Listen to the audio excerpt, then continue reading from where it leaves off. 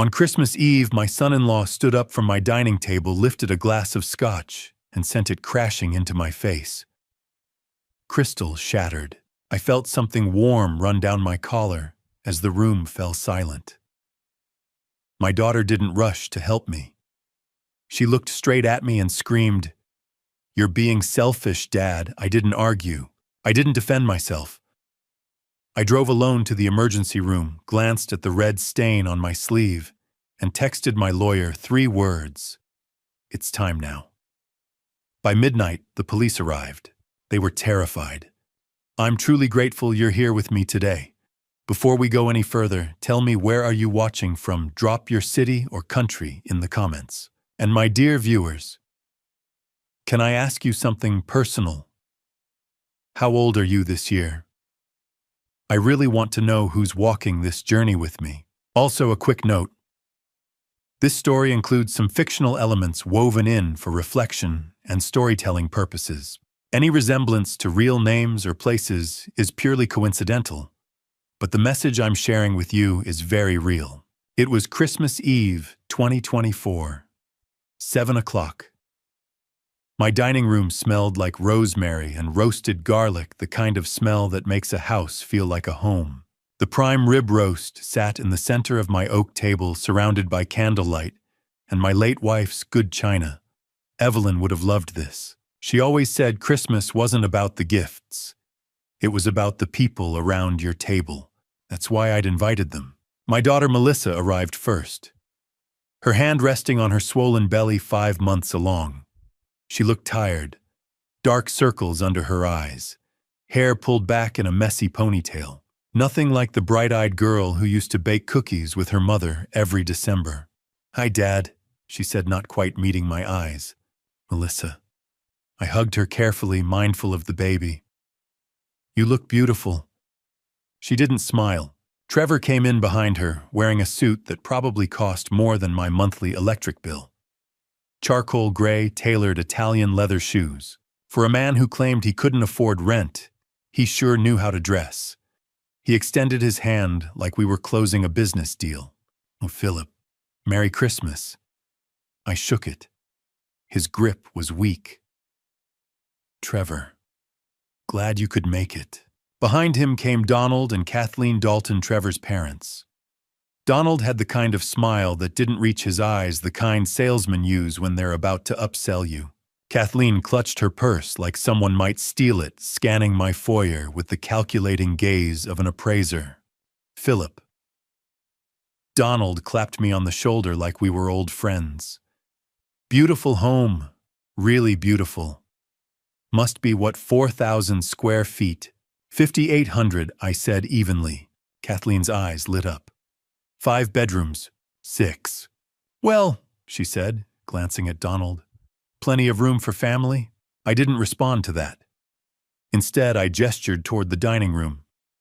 "Dinner's ready. Let's eat." By 7:30, the tension was thick enough to cut with a carving knife.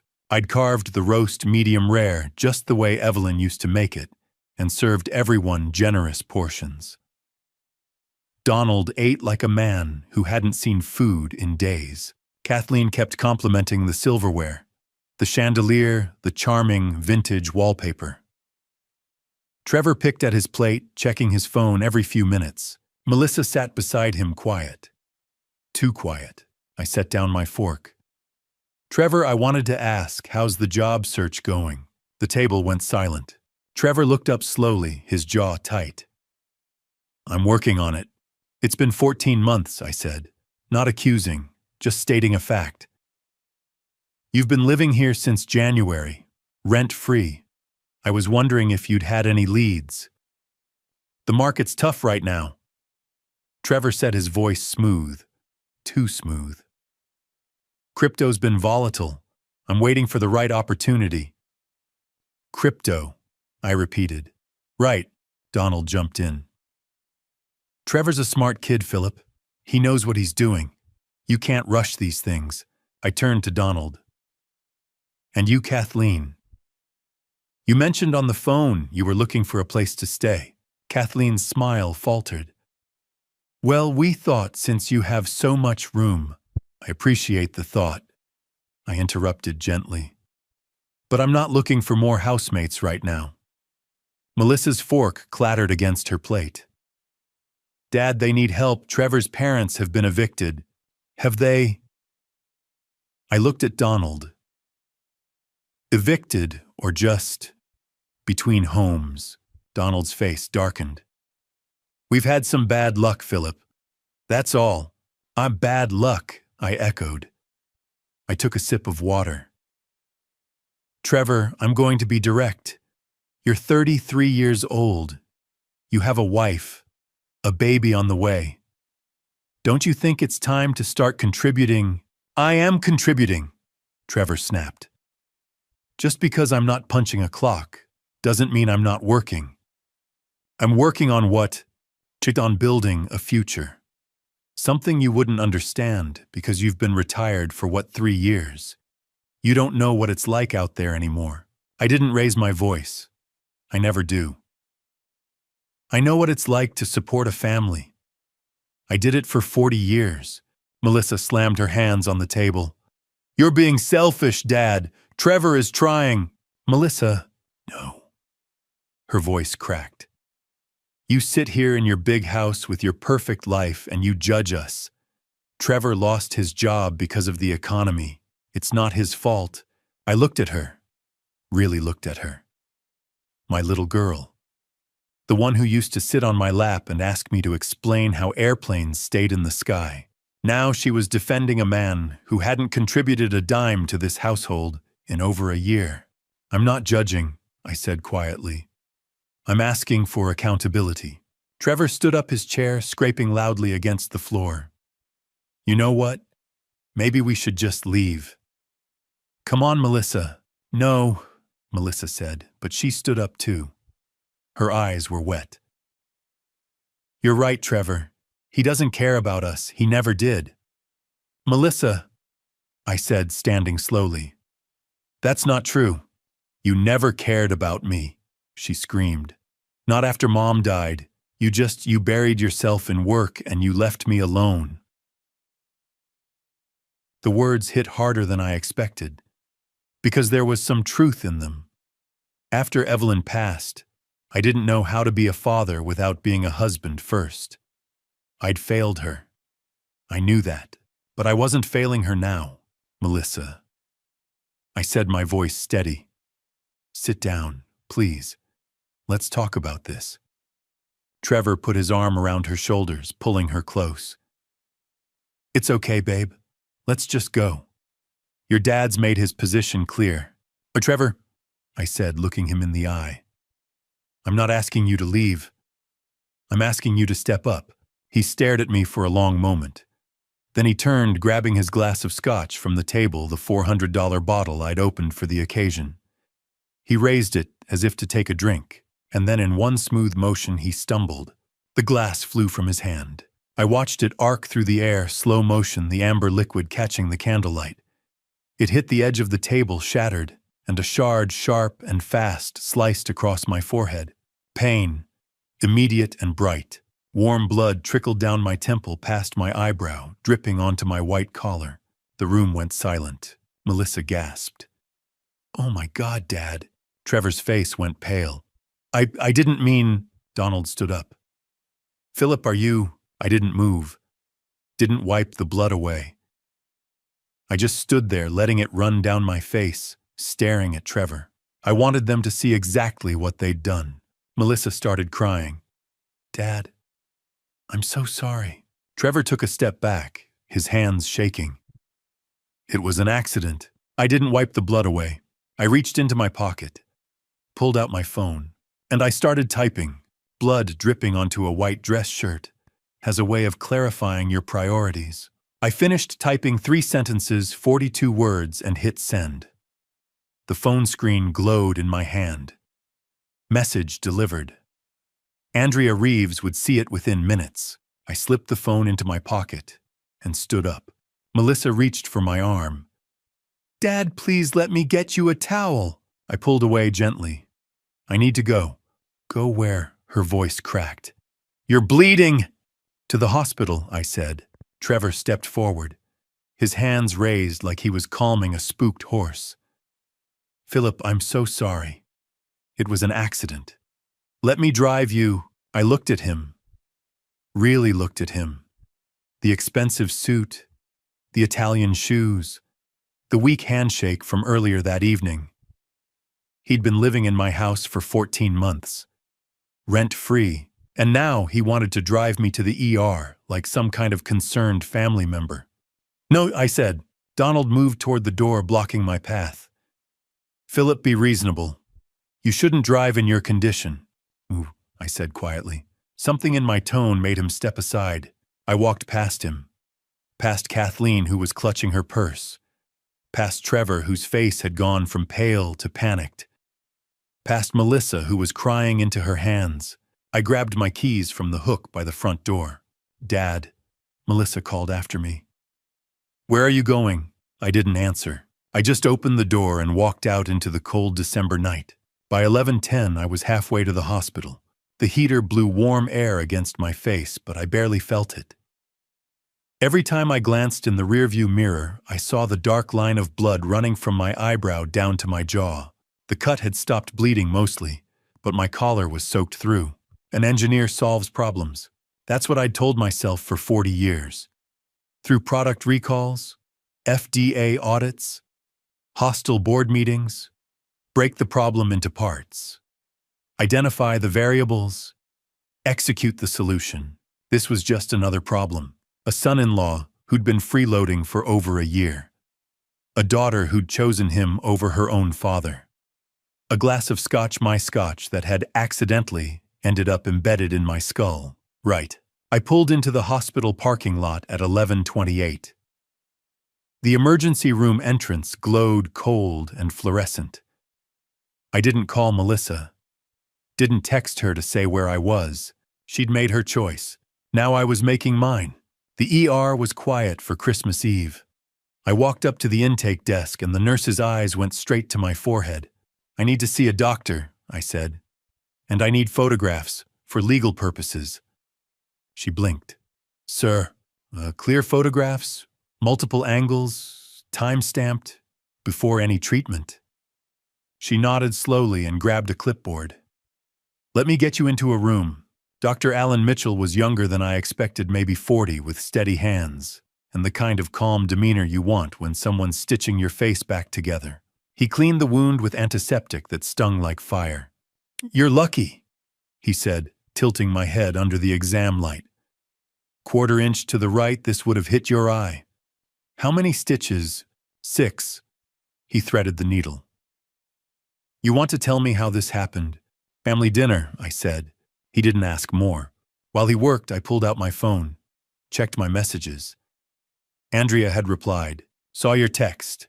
On it. We'll call you in 20 minutes. Don't go home yet." I typed back, "At hospital. Getting stitches." Dr. Mitchell tied off the last suture. "You'll have a small scar, right above the eyebrow." "That's fine." He made a note on his tablet. "I'm legally required to notify the police. This is an assault case." "Good," I said. "I want that on record." Officer Laura Daniels arrived 15 minutes later. Mid-30s, sharp eyes, no-nonsense demeanor. She sat across from me, notebook open. "Mr. Bennett, can you walk me through what happened tonight?" I told her, calmly, objectively. The dinner. The argument about money. Trevor standing up. The glass flying across the table. The blood. And where is Trevor Dalton now? At my house. With my daughter Melissa Bennett and his parents Donald and Kathleen Dalton. She wrote it down. "Are you planning to press charges?" "I want an emergency protection order," I said. "Tonight." Her pen paused. "Sir, those usually take a few days to process. My attorney is expediting it." I showed her Andrea's text. "I just need this documented, on the record." Officer Daniels studied me for a moment. Then she nodded. "I'll file the report." My phone buzzed. Andrea calling. Excuse me." I said to the officer and answered. Andrea. Philip. Her voice was clipped efficient. I talked to Judge Sterling. She's signing the EPO within the hour. It'll cover Trevor, Melissa, and Trevor's parents. They'll be barred from your property effective immediately. How soon can you have officers at my house? 1 hour, maybe less. Are you sure about this? It's Christmas Eve. I'm sure. Okay, I'll meet you there. And Philip, don't go inside alone. Wait for the police. Understood. I hung up and looked at Officer Daniels. The protection order will be ready within the hour. I'll need a police escort back to my residence. She raised an eyebrow. You work fast. I'm an engineer, I said. I don't leave problems unsolved. At 12:47 a.m., my phone buzzed with a PDF attachment. The emergency protection order. Legal language that boiled down to 4 words. Stay away from Philip Bennett, Trevor Dalton, Melissa Bennett, Donald Dalton, Kathleen Dalton, all of them, banned from my property. I forwarded it to Officer Daniels, who was waiting by her patrol car in the parking lot. She read it, then radioed for backup. Mr. Bennett, she said, you understand what this means. Your daughter is 5 months pregnant. You're evicting her on Christmas Eve. I thought about Melissa screaming that I'd never cared about her. I thought about Trevor's expensive suit and empty promises. I thought about 14 months of freeloading. Yes, I said. I understand. All right then, she opened her car door. Let's go. By 1 a.m. I was heading home with 2 police cars following behind me. The streets were empty. Christmas lights blinked in windows. Somewhere families were sleeping peacefully, dreaming of opening presents in the morning. I pulled into my driveway. Every light in my house was still on. I could see shadows moving inside. They had no idea what was about to happen. When Melissa opened the front door at 1:15 a.m., her face went from confusion to shock in less than 2 seconds. She'd heard the cars. Of course, she had 2 police cruisers don't exactly roll up quietly even on Christmas Eve. But seeing me standing there bandaged and flanked by Officer Laura Daniels and 2 uniformed officers was clearly not what she'd expected. Dad, her voice was small. What? Officer Daniels stepped forward, her badge catching the porch light. Ms. Bennett, I'm Officer Daniels with the county police. We need everyone in the residence to come to the front door, please. Behind Melissa, Trevor appeared, still wearing that expensive suit. His eyes went straight to the officers, then to me. What the hell is going on? Everyone out here. Officer Daniels said, her tone leaving no room for argument. Now. Donald and Kathleen emerged from the living room, still dressed. They'd been waiting up, probably discussing their next move. Donald's fake smile vanished the moment he saw the police. Philip, he started, what's this about? Officer Daniels held up a tablet. I have an emergency protection order signed by Judge Carolyn Sterling at 12:43 a.m. Trevor Dalton, Melissa Bennett, Donald Dalton, and Kathleen Dalton are hereby ordered to vacate this premises immediately and remain at least 500 feet away from Philip Bennett and his property for a period of 12 months. The silence that followed was deafening. Trevor's face went white. This is my home. Actually, I said quietly, it's not. Your name isn't on the deed. You can't do this. Trevor stepped forward, but the second officer, a tall man with linebacker shoulders, moved between us. The officer said, step back. Melissa grabbed Trevor's arm. Trevor, don't. Then she turned to me, tears already streaming down her face. Dad, please. I'm pregnant. Where are we supposed to go? I looked at my daughter. 5 months pregnant. Dark circles under her eyes. Defending a man who'd been using her as a meal ticket. You chose him over your family, I said. You made your choice. I didn't choose. Her voice broke. I didn't choose anyone, I just wanted. You wanted me to let him freeload indefinitely, I interrupted. You wanted me to ignore 14 months of broken promises. You wanted me to pretend that glass didn't hit my face tonight. It was an accident. Was it? I held her gaze. Because from where I'm standing, it looked pretty deliberate. Officer Daniels cleared her throat. You have 30 minutes to collect personal belongings. Identification, medications, clothing only. No electronics, no valuables, nothing that doesn't directly belong to you. Trevor's jaw clenched. This is insane. Philip, you're really going to kick your pregnant daughter out on Christmas? Christmas Eve is over, I said, glancing at my watch.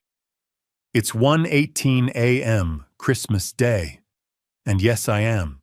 Donald stepped forward, his salesman's smile replaced by something uglier. You're making a mistake, Philip. A big one. We'll sue. For emotional distress, wrongful eviction, elder abuse. I almost laughed. I'm 68, not incapacitated. Try again. Kathleen's voice was sharp. You're a heartless old man. Your wife would be ashamed. Don't, I said, my voice dropping to ice. Talk about my wife. Officer Daniels stepped between us. 30 minutes starts now. I suggest you get moving. They scattered like ants from a kicked hill. Melissa went upstairs to the east wing, the bedroom suite that had been hers since childhood, now shared with Trevor for 14 months. I heard drawers slamming, hangers scraping. Trevor darted into the living room, grabbing his phone charger from the couch, his jacket from the closet. He moved fast, frantic eyes darting like he was cataloging what he'd have to leave behind. Donald and Kathleen just stood there for a moment, stunned. Then Kathleen muttered something about ungrateful and went to collect their things from the guest room. I stayed by the door, arms crossed, watching. Officer Daniels stood beside me. You doing okay, Mr. Bennett? Fine, I said. This is hard, I know. It's necessary, I corrected. She nodded slowly. You've got a hell of a lawyer. I know. 20 minutes later, they came downstairs with mismatched luggage, duffel bags, backpacks, a rolling suitcase that squeaked. Melissa had thrown on a coat over her pajamas. Trevor carried 2 bags, his face red with anger. This isn't over, Trevor muttered as he passed me. I didn't respond. Donald shoved past Kathleen close behind. She shot me a look that would have curdled milk. Melissa was last. She stopped in front of me, tears streaming. Dad, I'm sorry. About what I said at dinner. About everything, please.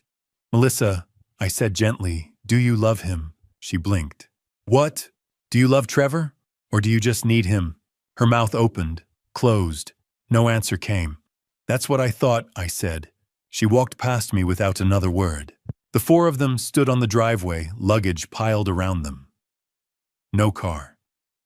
Trevor had sold his last year, said he'd get a new one, when crypto bounced back. Right. Officer Daniels looked at them. You need us to call you a cab. Trevor pulled out his phone. I'll handle it. You've got 15 minutes to clear the property, she said. After that, you're trespassing. Donald's voice was bitter. We don't have a car, you idiot. I stepped forward, pulled my keys from my pocket. Found the Cadillac key, my 1978 Eldorado, the one Evelyn and I had bought used in 1985. I tossed it to Trevor. He caught it surprised. Take it, I said. Drive wherever you need to go. Bring it back when you're settled. Trevor stared at the key like it was a trap. Why? Melissa asked quietly. Because, I said, I'm not a monster. I'm just done being taken advantage of. They loaded their bags into the Cadillac. Trevor got behind the wheel. Donald and Kathleen climbed into the back. Melissa took the passenger seat. Before Trevor started the engine, Melissa turned and looked at me through the window. Her expression was unreadable anger, sadness, something else I couldn't name. I didn't wave. I just watched as the taillights disappeared down the street. At 2:30, Carl Henderson showed up, a locksmith I'd called from the hospital parking lot. Big guy, gray beard, looked like he'd been woken up but didn't complain. 3 locks, he asked. Front door, back door, garage, I confirmed. He got to work. Took him 45 minutes. I paid him $480 cash and thanked him. By 2:50 I was alone. The house was silent. Too silent. I walked through the rooms, checking what they'd left behind. A coffee mug in the sink. Melissa's scarf on the coat rack. Donald's reading glasses on the side table. And in the living room on the desk by the window, a Dell laptop. Trevor's, still plugged in, still charging. The little green light blinking steadily. He'd forgotten it in the rush. Or maybe he thought it was locked securely enough that it didn't matter. I stared at it for a long moment. Then I pulled out my phone and called someone who knew how to handle digital evidence properly. Someone who could crack passwords. Someone who could find out exactly what my son-in-law had been planning all along. Victor Hayes arrived at 10 a.m. exactly when I asked. I had called him at 3 in the morning, after the locksmith left, after I spent 20 silent minutes staring at Trevor's abandoned laptop. Victor answered on the second ring, wide awake, as if 3 a.m. emergencies were routine. Maybe they were. He'd spent 20 years in the FBI before going private. He pulled up in a gray SUV carrying a duffel bag that looked straight out of a spy film. Mid-50s, graying hair, sharp eyes, the kind of man who missed nothing. "Philip," he said, shaking my hand. "You look like hell." 6 stitches, I replied, touching the bandage above my eyebrow. Courtesy of my son-in-law. His expression hardened. "The glass incident you mentioned. That's the one." He stepped inside, already scanning the room. "And you're certain he planted surveillance devices?" "I don't think it. I know it. I just don't know where." Victor set down his bag and removed a handheld device with an antenna. RF detector. It picks up wireless signals, cameras, audio bugs, trackers. If it's transmitting, I'll find it. How long? Couple of hours. Depends how thorough he was. We started in the living room. 11 minutes later, the detector began chirping near the bookshelf. The beeping intensified as Victor moved closer. He stopped at a framed photo, my wedding picture. Evelyn and me 43 years ago on the steps of St. Michael's. He lifted the frame and tilted it. There, behind the photograph embedded in the backing, was a tiny lens no larger than a pinhead. "Mini camera," Victor said quietly. "Wireless battery-powered, likely motion-activated, probably sending footage straight to a cloud server." He adjusted the frame and aimed directly at your safe. The safe sat across the room behind my desk. I'd opened it only when necessary important documents, Evelyn's jewelry. Trevor had watched every time. "Can you tell how long it's been there?" I asked. "Not yet. Once I access the cloud account, I can check metadata." He bagged the device carefully. "Let's continue." The second device was under the dining table. Victor crawled beneath it and emerged holding a black disc the size of a thick button. "Audio bug," he said. "Adhesive backing. 30-foot range. Records everything." I thought of Christmas Eve. The argument. The glass shattering. Every word captured. After another hour, he found the third device, a USB keylogger plugged into the back of my office computer. "Records every keystroke," Victor explained. "Passwords, emails, bank logins." "How long?" "Judging by the dust pattern, months." My fists clenched. Trevor and Melissa had lived here 14 months. 14 months of spying. "Can you trace where the data's going?" "Already working on it." By 1 p.m., Victor had answers. On his own laptop, he displayed lines of code. All 3 devices transmit to the same cloud server. Account registered to... He scrolled. Trevor Dalton 1991@gmail.com. He used his real email. I almost laughed. "Arrogance," Victor said. "He assumed you'd never discover it." He accessed the folders. "I can view the footage. But this technically crosses legal lines. If you want to use it in court, I'll deal with that later. I need to know what he saw." Victor hesitated, then nodded. "All right, but prepare yourself." The next afternoon, in Victor's small downtown office above a Korean restaurant, he began showing me what he'd extracted. First clip, March 15th, 2024. 3 months after Trevor moved in. The camera showed me opening the safe, entering the combination 04-17-56. Evelyn's birthday. In the doorway stood Trevor, partially hidden, watching. He recorded you multiple times, Victor said. Different dates. He knows the combination. What else? Next clip, the garage. Trevor alone moving among my 4 classic Corvettes worth over $700,000 combined. He photographed VIN numbers, interiors, keys. He was cataloging assets, Victor said. Possibly for insurance fraud. Keep going. The third file was audio. November 8th, 2024. Trevor and his father, Donald. Donald. So what's the long game? Trevor. We wait. He's 68. Actuarial tables give him 12, maybe 15 years. Donald, long time to pretend. Trevor, not if we speed it up. Donald laughed uneasily. You're not serious. Trevor. If something happens, accident, heart attack. Melissa inherits everything. And Melissa listens to me. Donald, no other heirs. Trevor, known. Once she controls the estate, we're set. A pause. Donald, you're cold. I'm proud. The recording ended. I stared at the screen, my hands shaking, not with fear, but rage. How long, I asked. Victor checked the data. First upload was January 7th, 2024. 14 months. They had planned this from the day they moved in. Victor closed the laptop. This is conspiracy to commit fraud at minimum, possibly more. You could go to the police. I will, not yet.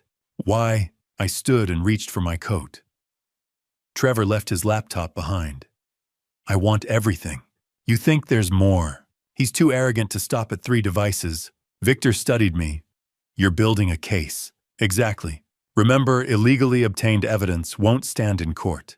Then we'll gather it legally. At the door, he called out, Does your daughter know? I pictured Melissa's tear-streaked face when I asked if she loved Trevor. Her confusion. Her desperation. No, I said softly. She doesn't. You'll tell her, when she's ready. That night, alone in my silent study, I stared at Trevor's laptop glowing on my desk. 14 months of my life recorded, analyzed, reduced to data. They believed they were clever, untouchable. But they made one fatal mistake. They left the evidence behind. And I intended to use every single piece of it. 2 days later, Andrea walked into my study carrying a folder thick enough to bury a man. She sat across from me and dropped the folder on my desk with a heavy thud. 3 inches thick. Rubber banded. She pulled the band off slowly. I've been digging into Trevor's finances, she said. And Donald and Kathleen's backgrounds. Philip, it's worse than we thought. Show me. She opened the folder. 3 stacks of paper clipped separately. We stack 1. She slid the first toward me. Trevor Dalton, offshore bank account in the Cayman Islands. Opened April 2023, 1 month before he met Melissa. I scanned the page. Balance $127,438. Where'd he get this? Andrea slid over the second stack. Donald, offshore account in the Bahamas. 89,000. Third stack. Insurance claims. 4 separate fraud cases over 6 years. Different states. Same pattern. I picked it up, printouts from an insurance fraud database. Donald's name, Kathleen's. Aliases I didn't recognize. Trevor never traded crypto, Andrea said. I pulled his transaction history. Not a single Bitcoin. Not 1 Ethereum. The whole thing was a lie. And then what was he doing? Gambling. She pulled out screenshots. Offshore poker, sports betting. He lost $340,000 in 18 months. $340,000. Gone. While living in my house. And his parents. Career criminals, she said flatly. They've been running the same scam for over a decade. Target elderly widowers, men who've lost their wives recently, have assets, are vulnerable. They get into the house through family. Live there for months. Gather information. bank accounts, safe combos, asset locations, then rob them and disappear. How many victims? 6 states. Florida, Texas, Arizona, Nevada, Oregon, Washington. We estimate over 2 million stolen. Most victims never reported it, too embarrassed. 2 million. From men like me. But here's the smoking gun. Andrea pulled out one more document. Insurance claim filed October 2024, 2 months ago. Trevor reported stolen vintage Rolex watches, claimed they were taken from a storage unit. She slid it across. Claim number 8473929. Value $480,000. Status paid in full. $480,000, I said slowly. For watches. For watches he never owned. She showed me photos attached to the claim. My breath stopped. Not watches. Cars. My 4 vintage Corvettes photographed from every angle. VIN numbers visible. The same photos Trevor had taken, the ones Victor found on surveillance footage. He filed a claim for my cars. Andrea nodded. Reported them as his. Said they were stolen from a Tacoma storage facility. Forged rental agreements, ownership papers, insurance never verified, just paid out. When? November 12th. She showed me the bank statement, a wire transfer. $480,000. Same day, Trevor had offered to take Melissa to her ultrasound. Same day, I'd told him I was proud of him for getting serious about work. I'd said that to his face. He gambled most of it away? Andrea continued. $200,000 on poker, $50,000 on sports betting. The rest is in that Cayman account now. Does Melissa know? I don't think so. Separate accounts, offshore transfers, burner phones for gambling. She probably still thinks he's trading crypto. My phone rang. Victor. I put him on speaker. Victor, Andrea's here. Good. I found something. Donald and Kathleen Dalton aren't their real names. Andrea and I exchanged a look. Real names: Donald Eugene Crawford and Kathleen Marie Crawford. Both have active warrants in 4 states. Fraud, identity theft, forgery. Donald's got a federal warrant, wire fraud in Texas, $200,000, 2018. They've been using fake social security numbers since 2015. Federal fugitives, I said. Correct. FBI's been looking for them 6 years. Andrea leaned forward. Victor, send me everything. We need it for tomorrow's hearing. Already emailed you, but there's one more thing. The laptop. I looked at Trevor's laptop still on my desk. Password protected. Untouched for 5 days. I can crack it, Victor said. But it'll take a day, maybe 2. And once we're in, it's evidence. We need legal clearance first. I'm filing a motion for digital seizure tonight, Andrea said. Judge Sterling will sign it tomorrow morning. Then tomorrow afternoon I'll crack it, Victor said. And we'll see what he's been planning. After Victor hung up, Andrea gathered her papers. Hearings at 9 a.m. Be there at 8:30. Bring your ER records, protection order, locksmith receipts. Everything. I will. She paused at the door. Philip, tomorrow the judge will see all of this. Offshore accounts, insurance fraud, fake IDs, FBI warrants. It's airtight. Good. One more thing. She hesitated. Your daughter. She's going to be in that courtroom. When she hears what Trevor did, the gambling, the fraud, the plan to rob you, it's going to destroy her. I thought about Melissa, 5 months pregnant, defending a man who'd been using her as a pawn. She needs to know the truth, I said quietly. I know, just be ready. She might not believe it at first. She will, I said, eventually. After Andrea left, I sat alone with the folder. $480,000. My cars. My safe combination. 14 months of surveillance. They'd thought they were clever, but they'd left evidence. Bank records, insurance claims, A laptop full of secrets. Tomorrow a judge would see it all, and the day after Victor would crack that laptop. And then we'd know exactly what Trevor Dalton had been planning all along. The courthouse smelled of old wood and burnt institutional coffee. I had stood in this building once before 40 years ago to file my business incorporation papers when the floors were polished and didn't creak with every step.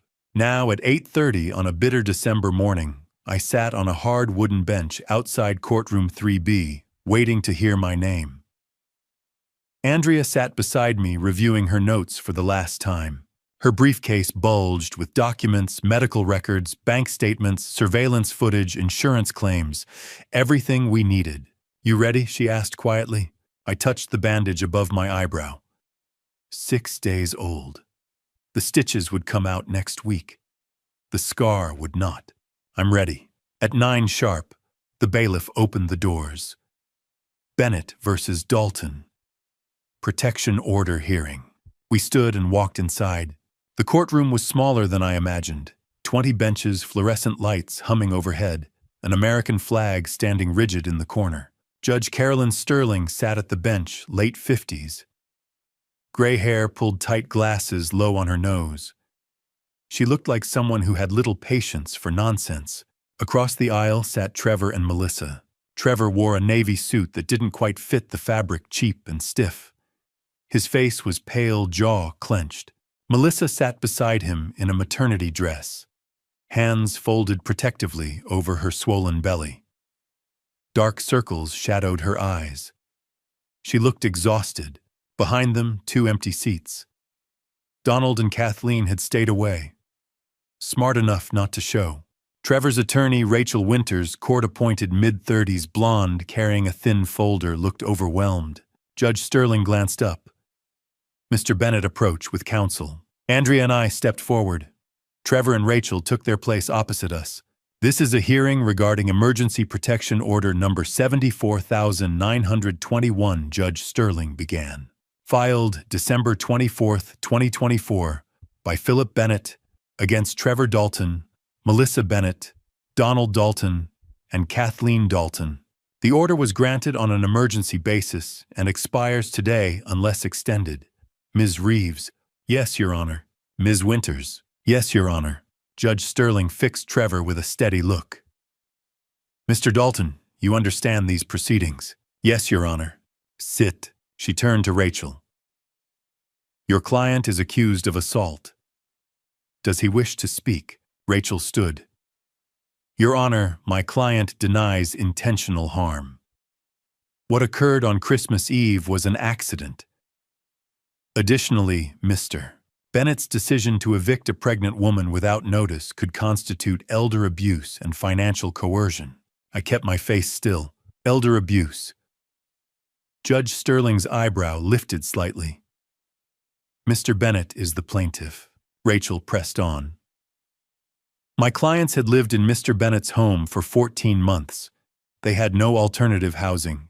Evicting them on Christmas Eve knowing Melissa is 5 months pregnant was reckless." "Ms. Reeves," the judge asked. Andrea stood calm and precise. "Your Honor, I submit emergency room records from December 24th. Mr. Bennett sustained a laceration requiring 6 stitches. The attending physician, Dr. Alan Mitchell, documented blunt force trauma consistent with a thrown glass. The bailiff delivered the papers to the bench. I also submit photographic evidence." Andrea held up an 8x10 image me in the ER, blood running down my face, shirt soaked red. Taken at 11:47 p.m. Another photo followed shards of broken Scotch glass scattered across hardwood. Taken by police at 1:30 a.m. Rachel stood. "The glass broke, yes, but it was accidental." My client stumbled. "I have video evidence," Andrea said. The room fell silent. Judge Sterling looked up sharply. "Dito?" "Yes, Your Honor. From Mr. Bennett's home security system." Trevor's face drained of color. "Your Honor," Rachel protested. Flipping through her thin folder, "I wasn't informed." "It was included in discovery 3 days ago," Andrea replied coolly. "Page 47. Rachel's hands trembled as she searched. "Play it," Judge Sterling said. Andrea connected her laptop to the courtroom projector. The screen flickered alive. The clip lasted 30 seconds.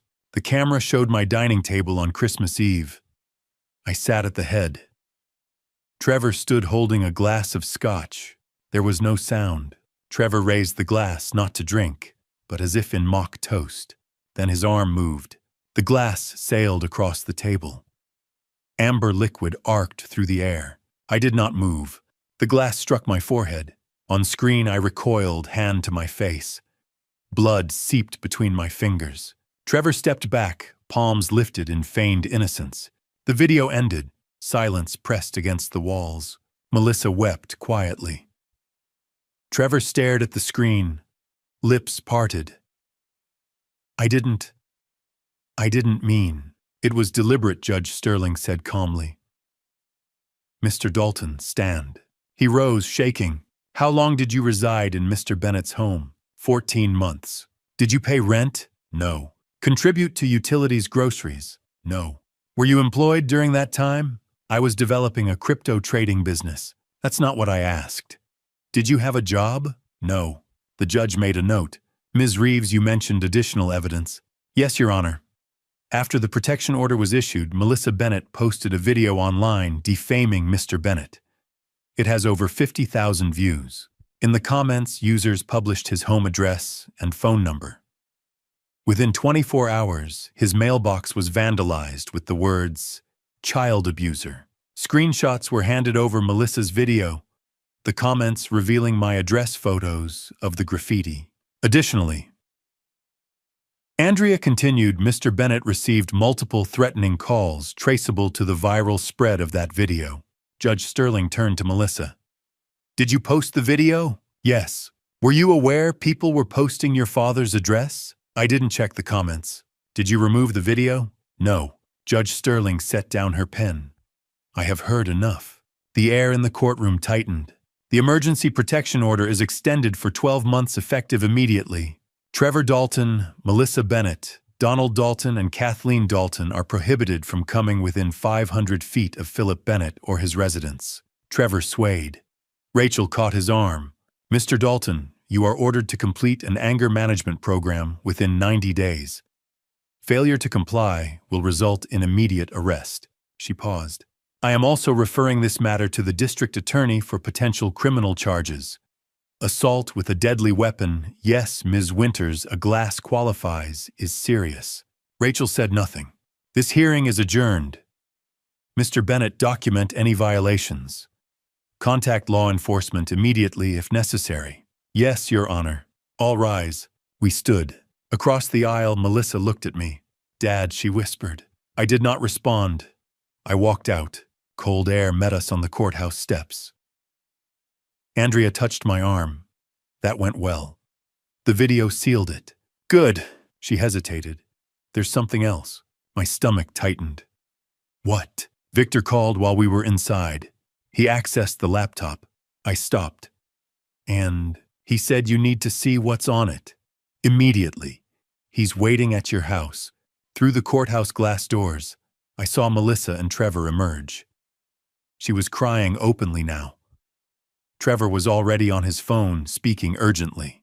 They looked shaken but unaware. They had no idea what was waiting for them. Let's go, I said. 2 days after the hearing, Victor returned to my house with Trevor's laptop and a grim expression on his face. He'd cracked the password that first afternoon, right after I'd left the courthouse on December 30th. But what he'd found inside had taken him another 36 hours to fully analyze. Now, on the afternoon of January 1st, he sat across from me in my study and opened the laptop with the careful movements of someone handling evidence at a crime scene. You're not going to like this, he said. Show me. The desktop background was generic. Some stock photo of mountains. No family pictures, no personal touches. Victor pointed to a folder in the corner labeled Crypto Trading. That folder's completely empty, he said. Not one transaction record, not one wallet, nothing. Your son-in-law never traded crypto in his life. He opened another folder. Personal. 147 files. This is where everything is. Victor clicked through the browser history. Page after page of gambling websites, offshore poker rooms, sports betting platforms, casinos I'd never heard of hosted in countries that didn't ask questions. 90% of his activity for 18 months, Victor said. He was gambling and losing. Based on email confirmations, I estimate $340,000 gone. I watched the screen scroll. Bet after bet after bet. All while he'd been living under my roof pretending to work. The emails are worse, Victor said quietly. He opened Trevor's Gmail and clicked on a message from September. From Donald, the subject line read, Phase 2 Update. I read the body, Phase 2 complete. The old man trusts us now. He even invited Kathleen and me for Thanksgiving. Move to Phase 3 when the girl hits 4 months. We need her pregnant and dependent before we escalate. My hands gripped the armrests of my chair. Victor opened the next email. November from an insurance company. Subject, claim approval. The body was short and businesslike. Your claim for stolen property has been approved. Payment of $480,000 will be transferred within 3 to 5 business days. Your Corvettes, Victor said, that he reported stolen. $480,000, paid directly to his Cayman account. The third email was dated December 18th, 1 week before Christmas, from Donald again. Subject line, contingency plans. I read it aloud. If the old man kicks us out, we sue for emotional distress and grandparent rights. Melissa's pregnancy gives us leverage. If he keeps us in the house, we wait. Either way, we win. Stay calm, don't get sloppy. Victor closed the email. They had a plan for every scenario. Get kicked out, sue. Stay, wait for you to die, and let Melissa inherit. What else? He opened a spreadsheet file. This is called Bennett Financial Plan. First sheets and asset inventory. I leaned forward and read. My house, $5.8 million estimated. Corvette collection, $750,000. Investment portfolio, $2.1 million. Pension, life insurance, everything. Down to the dollar. Like I was merchandise in a catalog. Second sheet, Victor said, scrolling. Timeline. It was laid out like a battle plan. December 25th, create family conflict public incident preferred. January 15th, file lawsuit for grandparent visitation rights. February 1st, Melissa files elder abuse complaint. March 1st, if lawsuit fails, Melissa divorces and claims community property. April 1st, baby-born custody battle begins. Every step, every contingency. 14 months of planning. Does Melissa know? I asked. Victor pulled up a folder of screenshots. Text messages between Melissa and her friends. I saw her name, saw timestamps, saw conversations. My dad is being so stubborn, one message read. Trevor says he'll come around eventually. I just wish they'd get along. Another, Trevor's working so hard on his crypto business. I know it'll pay off. Dad just doesn't understand the market. Another, I hate being in the middle. I love them both. Why can't they just be a family? Victor closed the folder. She has no idea. He's been feeding her a completely different story. She thinks he's trying. She thinks you're the problem. My daughter, 30 years old, pregnant with his child, defending him, believing every lie. There's one more document, Victor said. His voice was different now, careful. And Philip, this one's the worst. He opened a Word file. Phase 4.doc. I read it. The title at the top said Exit Strategy, with a timeline of April 2025. Post-birth. The plan was simple. Trevor and Donald would disappear after the baby was born. Take the remaining money from the insurance payout, around $200,000, and leave no forwarding address. Melissa, exhausted and vulnerable, would return to me. They predicted I'd take her in out of guilt and desire to see my grandchild. Then they'd wait 6 months. Kathleen would resurface as a concerned grandmother and file for custody. The document listed her arguments: Melissa's mental instability, my age, being too old to care for an infant, unsafe living environment based on the Christmas eviction.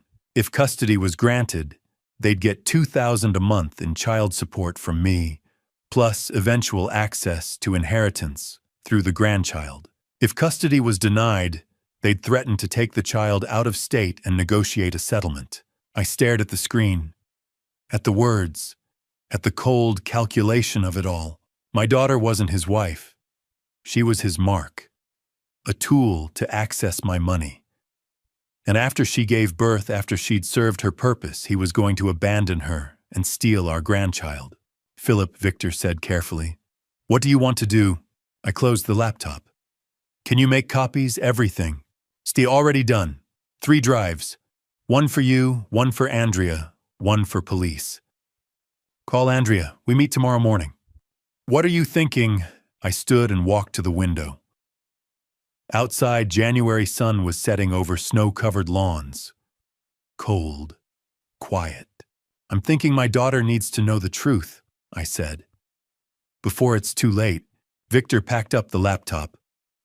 If you show her Phase 4, the plan to abandon her, it'll destroy her. She might not believe you. She's 5 months pregnant and emotionally invested. I know. I turned from the window. But she deserves to know, before he takes everything from her. After Victor left, I sat alone in the silence. Melissa was out there in some motel room thinking I was the villain. She had no idea Trevor had planned this from the first date. The proposal, the wedding, moving into my house, getting her pregnant.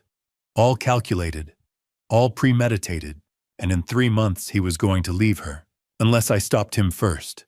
3 days had passed since Victor showed me what was on Trevor's laptop.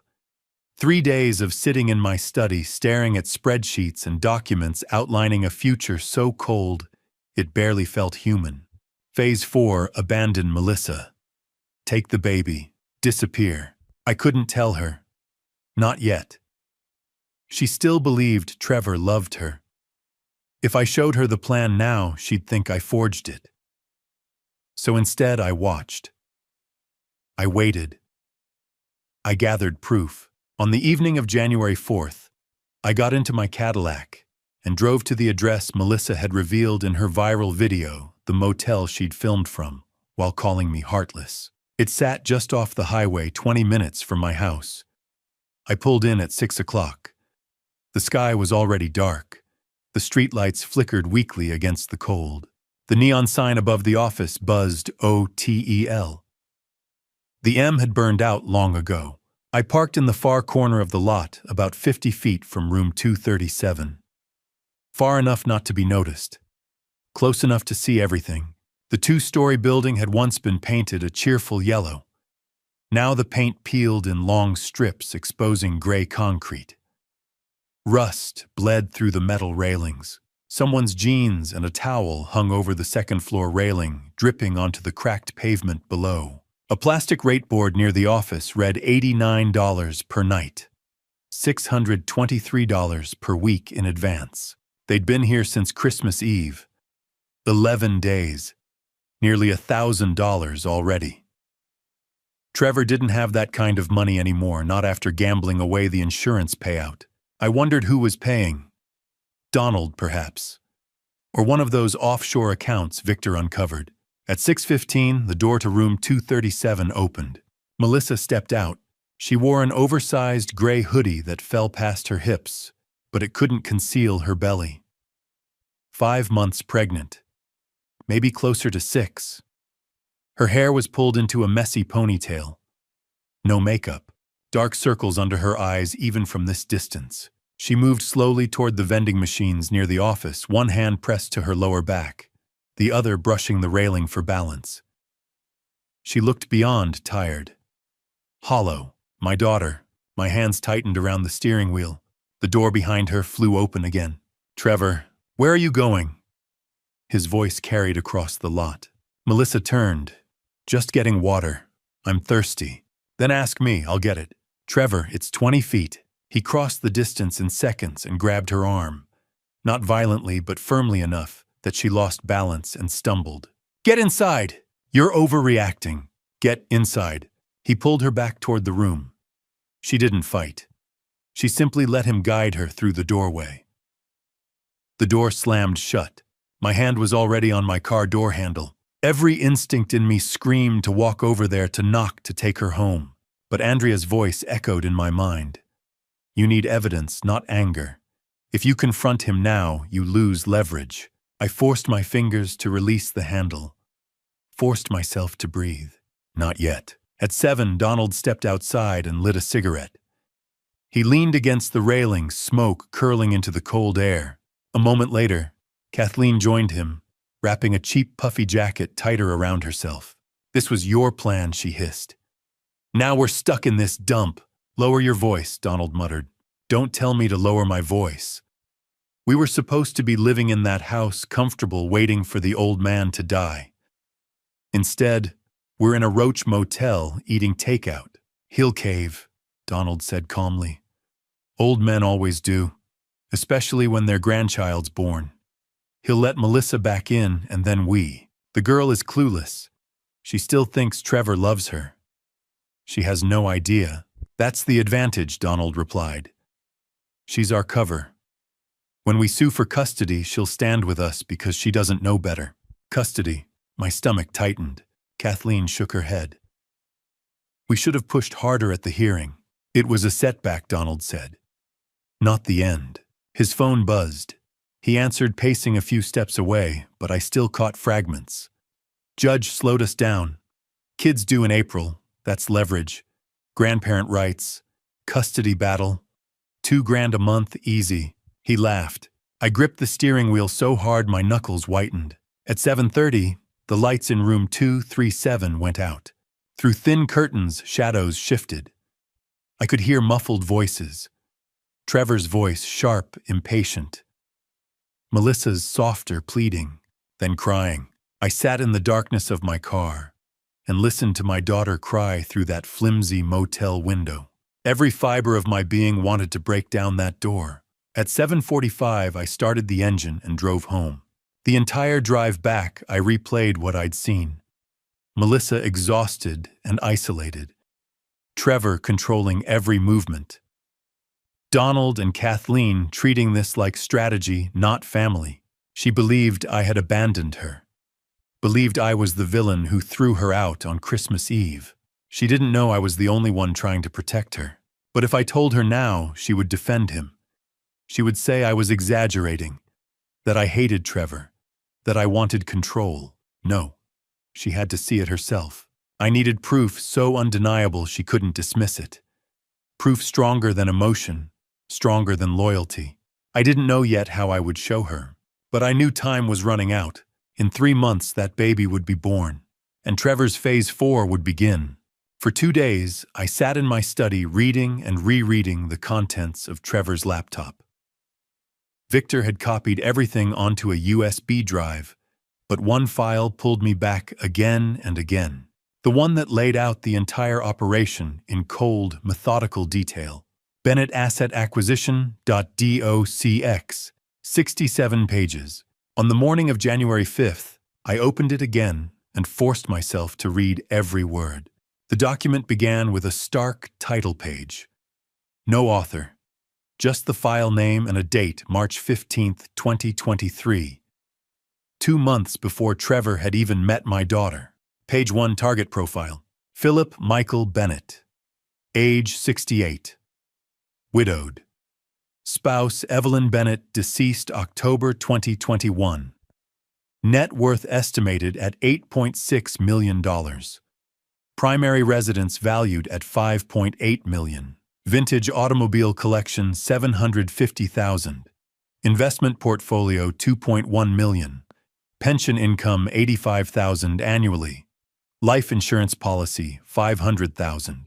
They had cataloged everything, down to the dollar. Like I was livestock being priced. The next section was worse. Psychological profile. Subject exhibits classic markers of vulnerable elderly widower. Socially isolated following spouse's death. No close friends or extended family. Primary emotional connection, is estranged daughter Melissa Ann Bennett, age 28. Subject demonstrates strong desire for reconciliation and fear of dying alone. Recommended approach: establish romantic relationship with daughter, present as stable and caring partner, facilitate reconciliation between subject and daughter. I set the document down. My coffee had gone cold. They hadn't just studied my finances. They had studied my grief. 3 years of coming home to silence. 3 years of missing Evelyn. 3 years of wanting my daughter back and not knowing how to fix what broke between us after her mother died. They saw vulnerability and built a business plan around it. Pages 16 through 30 were labeled Phase 1 Infiltration. The timeline read like a military operation. April 2023. Initial contact via dating application. Daughter matched with operative Trevor. First date April 12th. Relationship accelerated using standard bonding techniques. August 2023. Engagement after 4 months. August 24th. Operative introduced to Philip Bennett. Presented as financially stable crypto trader. Demonstrated respect and deference. December 2023 marriage ceremony. Reception funded by subject $14,000. Trust baseline established. January 2024. Move-in under pretense of saving for down payment. Surveillance equipment installed within 48 hours. Monitoring initiated immediately. January 7th. I remembered that day. Boxes stacked in the east wing. Me carrying a dresser upstairs, joking about finally having family in the house again. And while I was laughing, he was installing cameras. Pages 31 through 45, Phase 2, Dependency. February 2024. Operative quits employment. Cover story downsizing. Subject offers continued housing support. March 2024. Donald and Kathleen introduced under eviction emergency narrative. Subject invites temporary stay. Extended surveillance network established. April through December 2024. Financial dependency deepened. Operative makes no effort to secure employment. Subject funds all household expenses. Daughter conditioned to defend operative. Emotional wedge between subject and daughter widened systematically. Every conversation about job hunting. Every grocery bill for 5 instead of 1. Every argument where Melissa defended him. Scripted, engineered. Phase 3 began on page 46. Pregnancy timeline critical element. Subject's daughter must conceive no later than December 2024. Pregnancy provides emotional leverage through subject's desire for grandchild.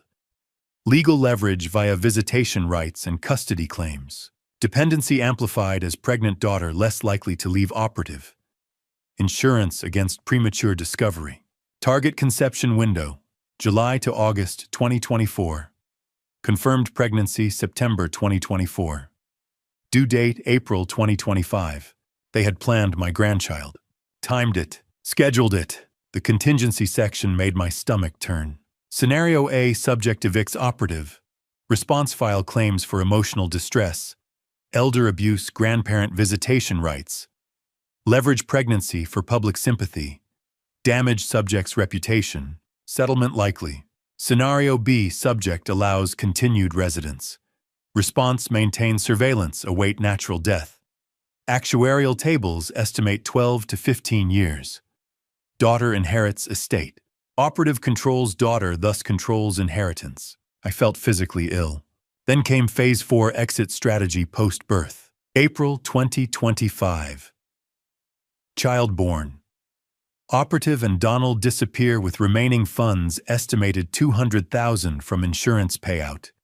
No forwarding address. Daughter exhausted and abandoned returns to subject with newborn. Probability 95%. October 2025. Kathleen resurfaces as concerned grandmother. Files custody claim, citing daughter's instability subject's advanced age unsafe environment. Goal: secure custody. Establish $2,000 monthly child support from subject plus long-term inheritance access via grandchild. They were going to abandon Melissa, take her baby, and use my grandchild as leverage against me for the rest of my life. The appendix listed 6 previous targets: elderly widowers across Florida, Texas, Arizona, Nevada, Oregon. Dates spanning 2012 to 2023. Total funds acquired $2.1 million. This wasn't improvisation. It was a business model. At the bottom of the final page was a paragraph labeled Contingency Protocol if operation discovered prematurely. Operative denies knowledge. Claims daughter Melissa was primary planner. Subject more likely to believe daughter manipulated operative. Melissa has no knowledge of operational details and cannot refute accusations. If necessary, sacrifice daughter's credibility to protect operative. I read that section 3 times. If exposed, they would blame Melissa, paint her as the architect, destroy her reputation to save themselves, and she had no idea. None. I closed the laptop slowly. Evelyn's voice drifted through memory. Something she used to say when I brought home a contract that looked too good to be true. Trust but verify, Philip. Always verify. I had trusted. I had not verified. Now my daughter was pregnant with a con man's child, living in a decaying motel, convinced I was the villain. They thought they had calculated every variable. They hadn't calculated one thing. I'm an engineer, and engineers don't panic. We analyze. We adapt. We solve problems. The question was never whether to tell Melissa. It was how to make her believe me.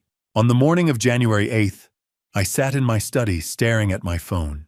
Victor's USB drive rested on my desk, 67 pages of Trevor's operation plan, offshore bank statements, fraudulent insurance claims, surveillance footage. Enough evidence to destroy him. None of it mattered if my daughter refused to listen. At 8 o'clock, I called Andrea. I need to talk to Melissa, I said. Alone. There was a pause. Philip, the protection order prohibits contact. If Trevor reports you, you could be arrested. What if she contacts me first? Another pause. Longer. If she initiates contact, then it's legal. But how do you plan to get her to reach out? That was the problem. I couldn't call her. Trevor controlled her phone. I'd seen him snatch it from her hand at the motel. I couldn't go to the motel without violating the order. Social media was out of the question. He likely monitored her accounts. There had to be another way. At 10, something clicked. Before Trevor, Melissa had an old Gmail account she used in high school and college. melissa.bennett.1994@gmail.com. I'd sent birthday messages there for years before she switched to a newer address.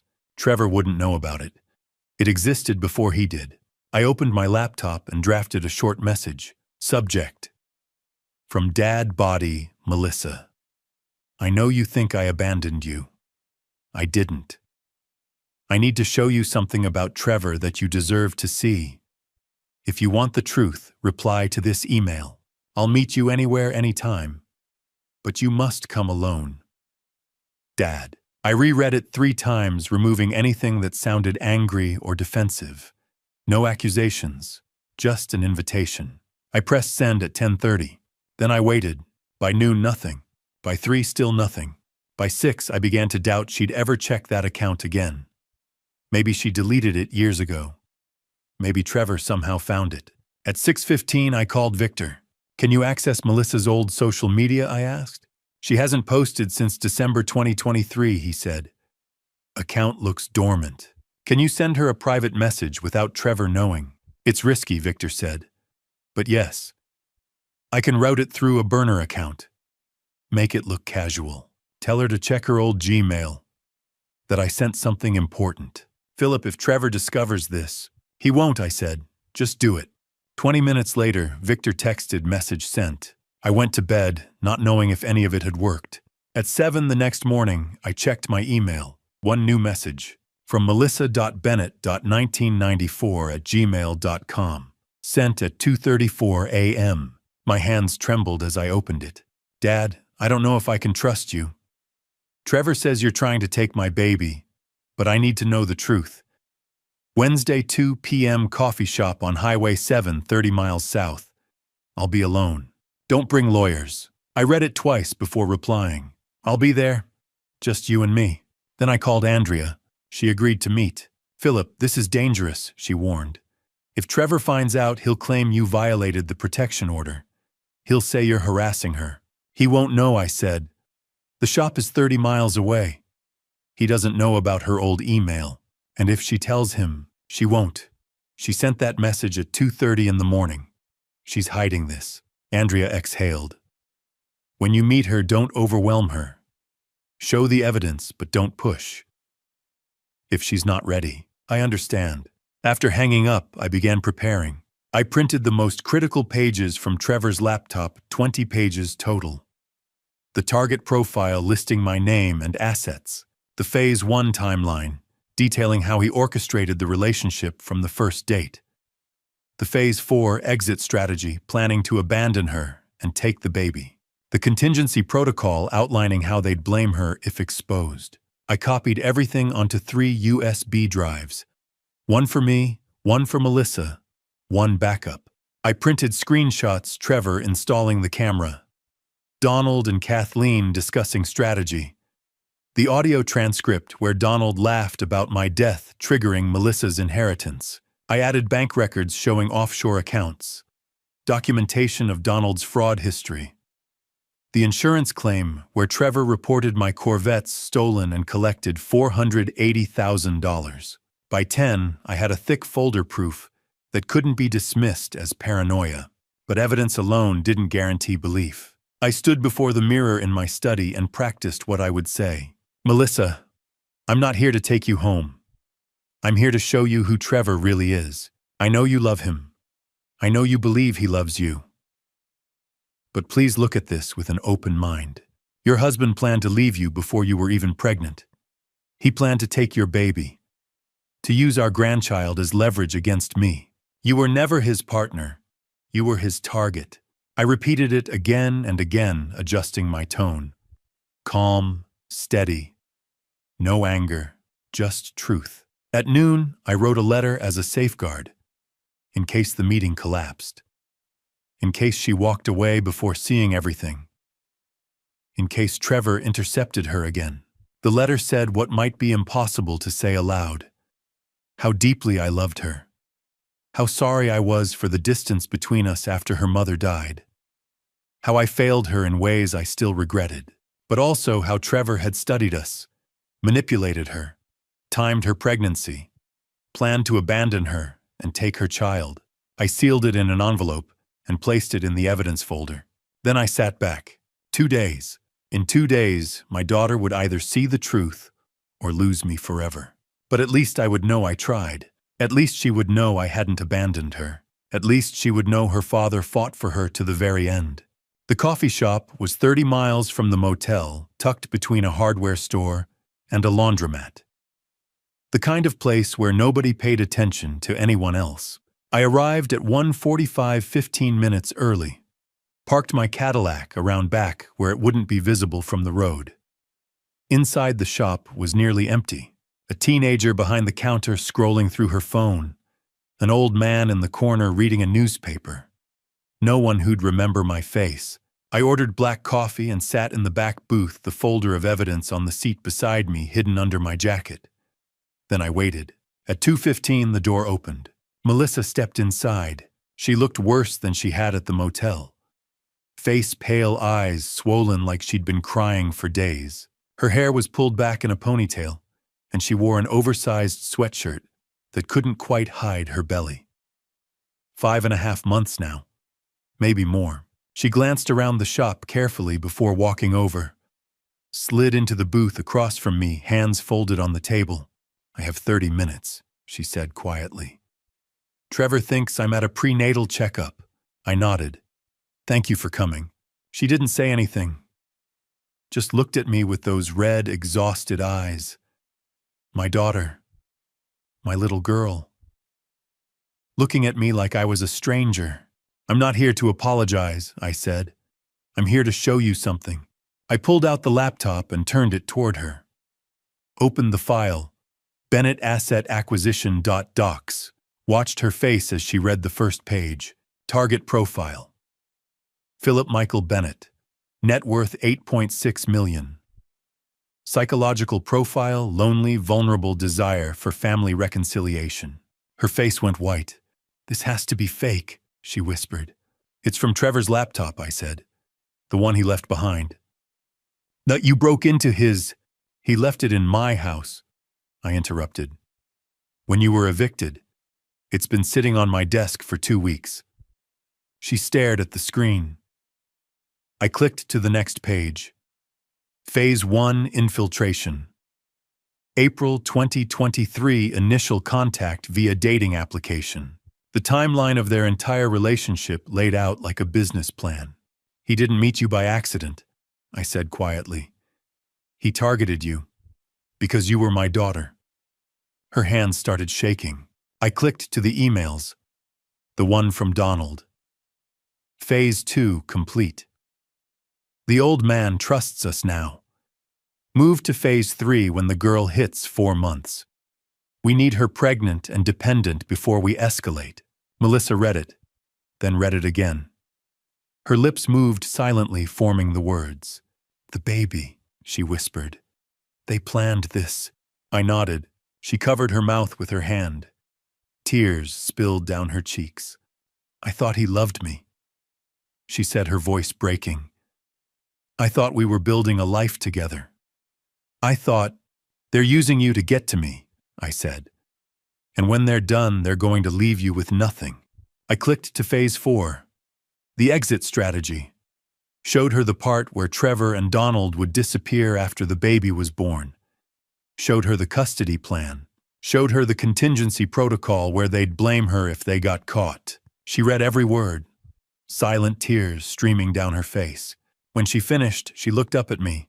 Why didn't you tell me sooner? Her voice was small, broken.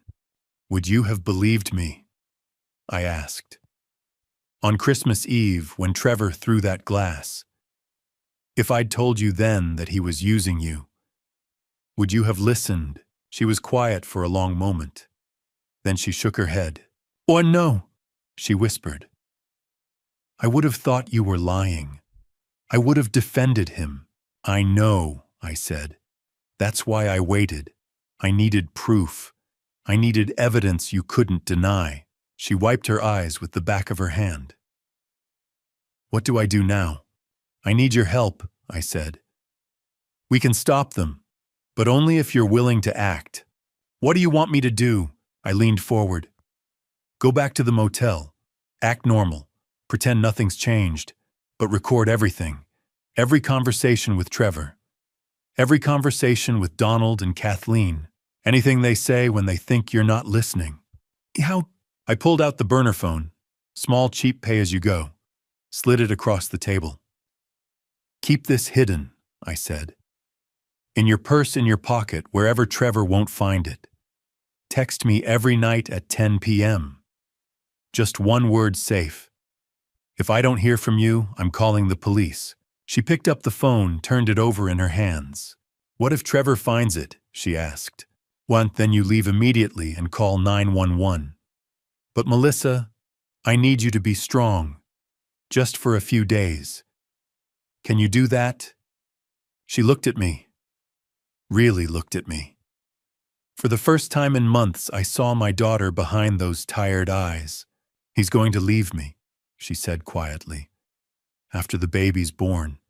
He's going to take everything and leave me. Not if we stop him first, I said. She nodded slowly. Okay, I'll do it. One more thing, I said. Don't tell anyone about this meeting. Not your friends. Not anyone.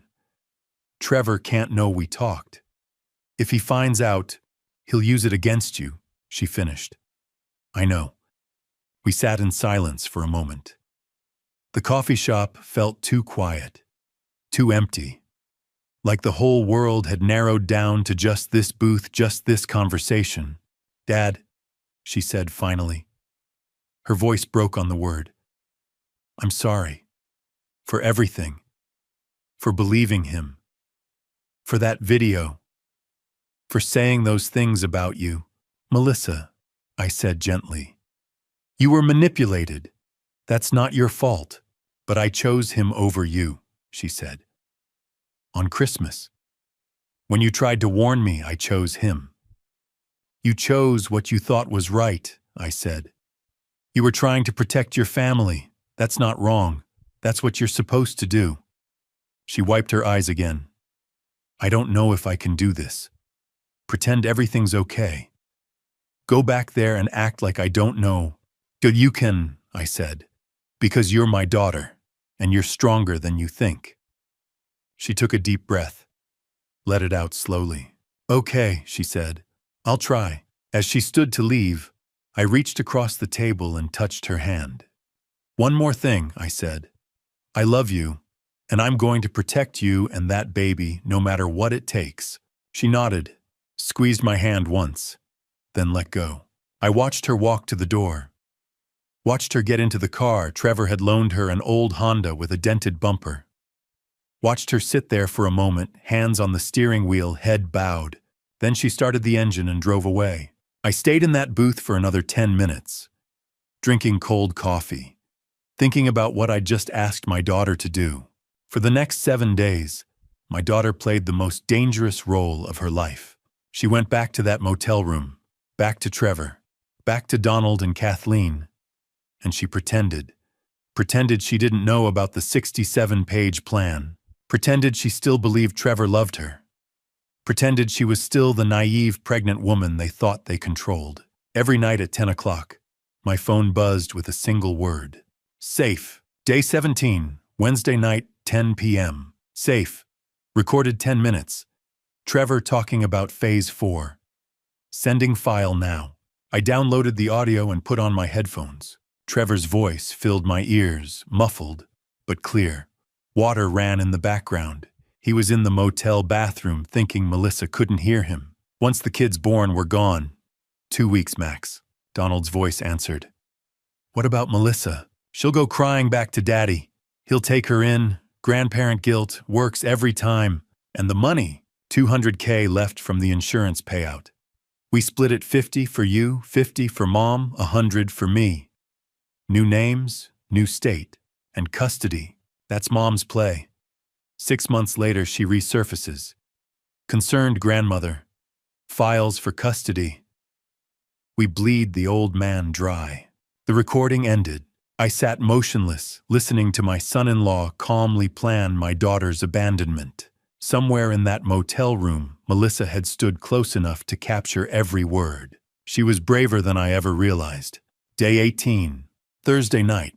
Safe. Trevor told me to call Dad and beg for money. I said no. He's angry. 30 minutes later, another file arrived. Trevor was yelling this time. Melissa crying real tears. Your father has millions and you won't even ask. He hates us. He won't help. Then we take what's ours. Trevor, please. I'm done waiting. He thinks he can destroy our lives. He's going to pay. A door slammed. Silence. I called Andrea. He's escalating, I said. That's good, she replied calmly. Desperate men make mistakes. Keep her recording. Day 19, Friday. No text. By 11 p.m., I was pacing my study. By 11:30, I had my coat on. At 11:47, my phone buzzed. Sorry. He took my phone all day. I'm okay. Big news. They're planning something. What kind of something? A break-in. Your house. Soon. Day 20. Saturday morning. Melissa sent a photo of Trevor's notebook. Handwritten scribbles, Bennett house back window, no alarm. I forwarded it to Victor. They're planning burglary, I said when he called. Probably after the Corvettes. Then we catch them, Victor replied. Set up cameras.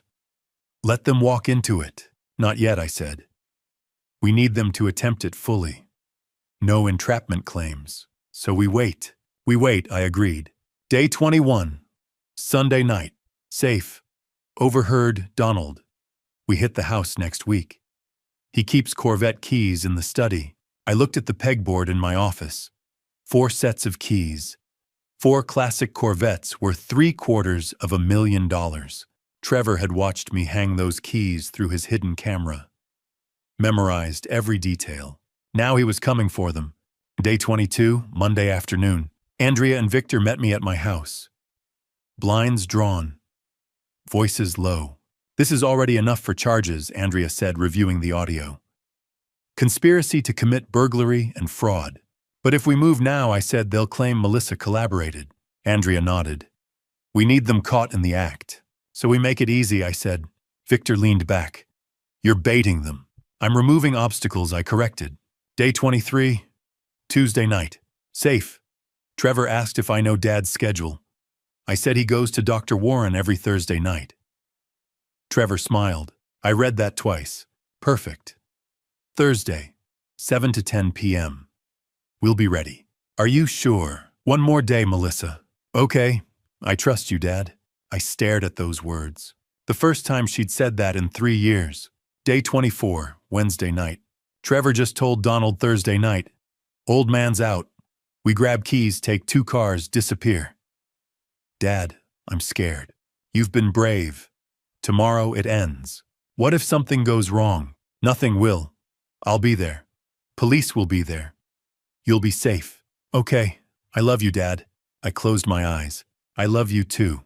More than you know. That night I didn't sleep. Victor and Andrea came over one last time. We reviewed everything. Cameras placed in the hallway study garage. Silent alarms wired to the back window. Police positioned 2 blocks away. Officer Laura Daniels coordinating with 2 backup units. At 7 p.m. Thursday, I would leave the house as usual. Drive past the highway toward Dr. Warren's clinic. Instead, I'd circle back and park at Mrs. Anderson's place out of sight. The back window would be unlocked. At 7:30, Trevor and Donald would arrive. They'd climb inside, walk to my study, reach for those keys, and then we'd close the net. Day 25, Thursday. The trap was set, but I wasn't going to the doctor. I would be in my basement with Victor watching 4 camera feeds on a laptop. Andrea would coordinate with police. Officer Daniels would wait for confirmation before moving in. Melissa would stay at the motel phone, hidden, waiting for my call. Tomorrow night, Trevor Dalton's plan would collapse. And for the first time in months, I wasn't reacting. I was in control. My daughter had risked everything to expose them. Now it was my turn to finish it. By this time tomorrow, Trevor would either be in handcuffs or running. Either way, it would be over. And my daughter would finally be free. Thursday morning, day 25, Victor arrived at 10 a.m. carrying a duffel bag filled with surveillance equipment. He placed it on my kitchen table and unzipped it with deliberate care. Inside were 4 miniature cameras, 2 audio recorders, motion sensors, and a laptop preloaded with monitoring software. This time he said, meeting my eyes, we're the ones watching. We started in the living room. Victor climbed a stepladder and mounted the first camera near the ceiling corner, angled toward the front door. It was no bigger than a coin, nearly invisible. Camera 1, he said as he stepped down. Anyone enters through that door will see it. The second camera went into the hallway outside my bedroom. The third in my study, positioned above the bookshelf with a direct view of my desk and the wall safe behind it. The fourth camera went into the garage, aimed precisely at the pegboard where I kept the car keys. By 11, everything was wired and synced. Victor opened his laptop and showed me 4 live feeds in split-screen view. Every entrance covered, every angle secured. Test it, he said. I walked into the study and opened the safe. The combination was one I'd used for 40 years, April 17th, 56, Evelyn's birthday. Inside were property deeds, investment statements, my life insurance policy. On the lower shelf sat 4 labeled key rings, 67, Stingray, 70, Chevelle, 73, Camaro, 78, pace car. $750,000 worth of vintage steel resting in my garage. I removed the keys and placed them on my desk. Visible, tempting, impossible to ignore. Victor watched the monitor and smiled faintly. Perfect. They won't resist. At noon, Andrea arrived with paperwork tucked under her arm. She sat at my kitchen table and slid a document toward me. Arrest warrant, she said. Signed this morning by Judge Sterling. The moment Trevor or Donald attempts theft, Officer Daniels can arrest. What about Melissa? I asked. She's not named, Andrea replied. As far as the court is concerned, she's uninvolved. Good. That was the point. At 2 p.m., I made the call from my regular phone, the one Trevor would recognize if he ever reviewed records. I put it on speaker. "Hi, this is Philip Bennett. I'll be at Dr. Warren's office from 7 to 10 p.m. tonight for my annual checkup. Please leave a message if needed." I hung up. "He'll check," Victor said. "He's been waiting for this," I replied. At 2:30, I sent Melissa a message on the burner phone. Left voicemail on main phone. "Trevor will hear it. Are you ready?" Her response came almost instantly. "Yes." He just listened. He's smiling. Donald said, "Tonight's the night." "They're taking it," Victor said. At 3, Victor ran a final systems test. He walked room to room while Andrea monitored from her laptop. Everything streamed flawlessly. She'd monitor from her car parked 3 blocks away. At 4, Officer Laura Daniels arrived in civilian clothes. She parked discreetly and entered through the backyard. "I'll have 2 unmarked units staged around the corner," she said. "Once you give the signal, we move in. 30 seconds. "What's the signal?" Victor asked. I held up my phone. "I text Andrea 1 word now. She alerts you." Daniels nodded. Clean and fast. At 4:30, Andrea closed her laptop. "Philip, you don't have to stay here. You could leave and let us handle it." "No," I said. "This is my house. It's risky. I'm staying." She studied me, then relented. "Basement only. You don't come up." "Understood." At 5, we reviewed the plan again. 7 p.m. I leave visibly in my Cadillac. 7:15, I return on foot through the woods and enter the basement. 7:30, Trevor and Donald arrive. Back window unlocked. They enter. Cameras record. They reach for the keys. Signal sent. Arrest. "What if Melissa shows up?" Victor asked. "She won't. She's their alibi." At 6, Melissa sent one final message. "He told me to stay at the motel. Watch TV. Don't answer the door. He kissed my forehead before leaving. Dad. Be careful." I replied, "This ends tonight." At 6:45, I turned off every light except one, the desk lamp in my study. It glowed clearly through the front window. At 7, I backed my Cadillac out of the garage, left the garage door open, and drove down the street as if headed to my appointment. 2 blocks away, I pulled into Mrs. Anderson's driveway. She'd agreed to let me park there. I cut the engine and walked back through the wooded path behind my property. The January air was sharp and cold. By 7:15, I was in my basement. Victor waited beside a workbench, laptop open, 4 feeds glowing. Living room empty. Hallway empty. Study lamp on keys on desk. Garage 4, Corvettes gleaming under overhead lights. "Now we wait," Victor said quietly. I pulled up a chair beside him. Somewhere nearby, Trevor and Donald were preparing. Probably confident. Probably certain I was just an old man who'd made things easy. They believed tonight would be simple. They had no idea how carefully we'd prepared. All that remained was patience. Here's the question I want you to answer before we continue. Do you think Trevor deserves a second chance? Or does he deserve exactly what's coming? Drop mercy or justice in the comments. I want to see where you stand. Also, important note.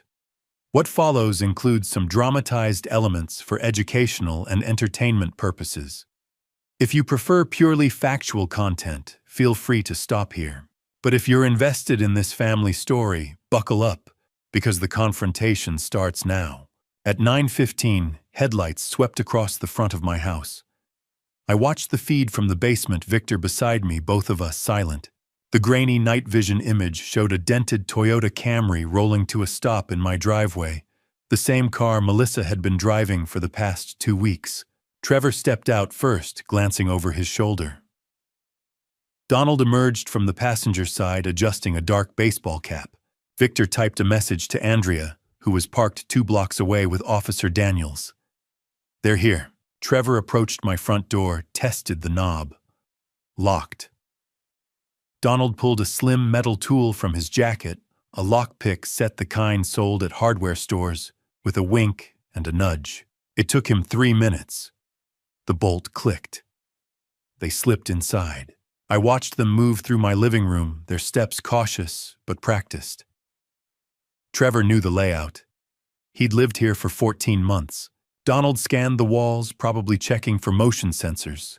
They found none. Victor had disabled the alarm an hour ago, leaving only the cameras. They headed straight for my study. On the monitor, I saw Trevor stop at the threshold, his silhouette framed by the single desk lamp I'd left burning. He whispered something to Donald, who nodded and followed him in. Trevor crossed to the wall, safe, hidden behind a framed photograph of Evelyn. He lifted the frame, set it on the desk, and spun the combination dial. 041756, Evelyn's birthday. The code I'd used for everything: bank accounts, email, garage locks, for 43 years. Trevor had watched me enter it a dozen times on the hidden camera. The safe door swung open. Inside were 4 sets of car keys, each tagged with a year and model: 67 Stingray, 70 Chevelle, 73 Camaro, 78 pace car. $750,000 of vintage steel sitting in my garage. Trevor reached for the keys. I stood, climbed the basement stairs, and walked into the study. I wouldn't touch those if I were you. Trevor's head snapped toward me. Donald spun his hand, diving into his jacket.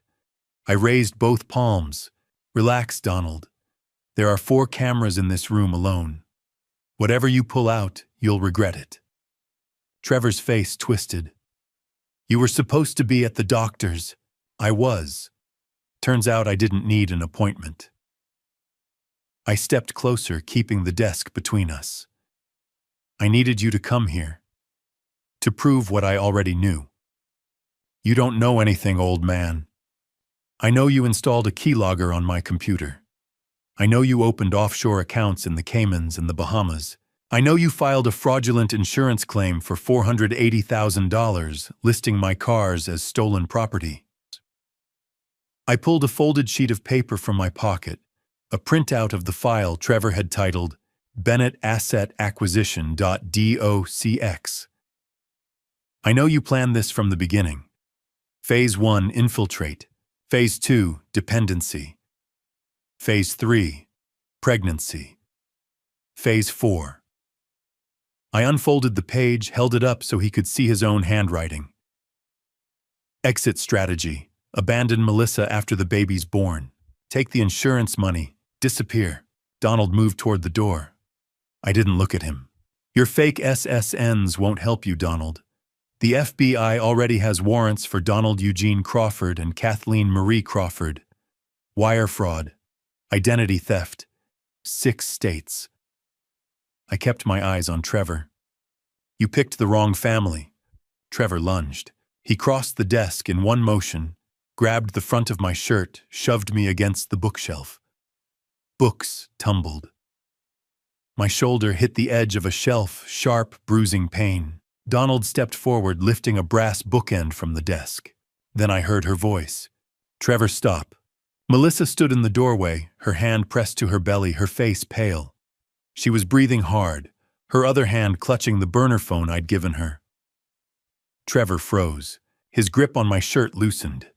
Melissa, what are you? I called them, she said. Her voice shook, but her eyes were steady. The police are outside. Sirens wailed in the distance, growing louder. Trevor released me, stumbled back. Donald dropped the bookend, bolted for the back door. He didn't make it 10 feet. Officer Laura Daniels and 2 uniformed officers stormed through the front entrance, weapons drawn. Hands up, both of you now. Trevor raised his hands. Donald, cornered in the hallway, did the same. Officer Daniels approached Trevor, cuffs ready. Trevor James Dalton, you're under arrest for burglary, attempted assault, violation of a protection order, and conspiracy to commit fraud. She read him his rights, while her partner secured Donald. I moved toward Melissa, who had slumped against the doorframe, her breathing shallow. Are you hurt? I asked. She shook her head, but her hand stayed pressed to her belly. The baby. We need a medic, I shouted. An EMT named Mike Sullivan appeared within seconds, guiding Melissa to the couch. He checked her pulse, listened to the baby's heartbeat with a portable monitor. 140 beats per minute, he said. Strong and steady. You're okay, ma'am, just breathe. Melissa closed her eyes, tears slipping down her cheeks. I sat beside her, took her hand. She squeezed it hard. By 10 o'clock, the house was empty again. The police had taken Trevor and Donald to the county jail. Andrea had arrived to collect the evidence, Trevor's lockpick, set the brass bookend, the printout, the USB drive, with every file from Trevor's laptop. Officer Daniels promised a full report by morning. Melissa and I sat on the front porch, the night air cool against our faces. She leaned her head on my shoulder. I'm sorry, Dad. You have nothing to be sorry for. I should have seen it. You loved him. That's not a crime. She was quiet for a long time. Then she said, What happens now? Now, and I said, we start over. The stars were bright above us, scattered across the winter sky. Somewhere in the distance, a train whistle echoed through the valley. I thought about Evelyn, about the life we'd built in this house, about the mistakes I'd made and the ones I'd narrowly avoided. I thought about my daughter sitting beside me and the grandchild I'd never met but already loved. Tomorrow would bring lawyers' depositions, a trial. Tonight we had this silent stars and the promise that we'd face whatever came next together. The interrogation room at the county police station smelled like stale coffee and desperation. I stood behind the one-way glass with Andrea and Victor, watching Officer Laura Daniels arrange thick folders on a steel table. Trevor Dalton sat across from her, still in the wrinkled shirt from the night before, wrists cuffed to a metal ring bolted to the table. His court-appointed attorney, Rachel Winters, flipped through her legal pad, her face carefully neutral. It was 9 in the morning, 11 hours since Trevor's arrest. I hadn't slept. Neither had Melissa. She was in the waiting area outside, pale but steady, one hand resting on her belly. Officer Daniels opened the first folder.